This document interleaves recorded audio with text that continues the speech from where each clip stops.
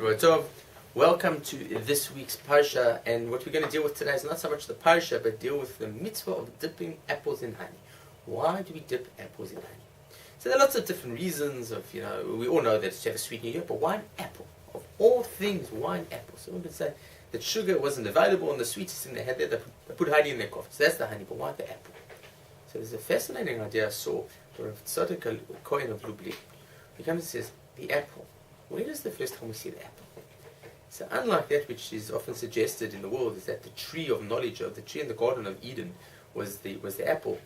Everywhere in Chazal or rabbis teach us that that is not the case.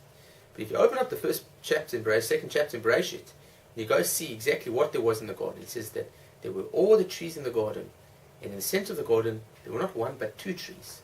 The tree of life and the tree of knowledge of good and evil. And as they said that the tree of knowledge of good and evil, that is the one that Adam was said, you may not eat from it, you may not partake in it, but all the other trees you can eat. So the tree of knowledge of good and evil, so there's a question, and that's the one that they landed up eating from. Was it a fig? Was it a grape? Was it a date? No one's quite sure exactly what it was. But the tree of life, what was the tree of life? It says Rav Tzadok Kohen, the tree of life was an apple tree. So people think that the tree, there was the apple tree in the Garden of Eden.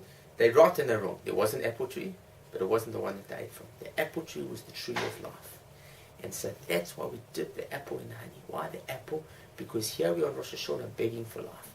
And as we beg for life, so we eat that which is symbolic of the tree of life, that being the apple. Wish you a Shana Tova, see you next year.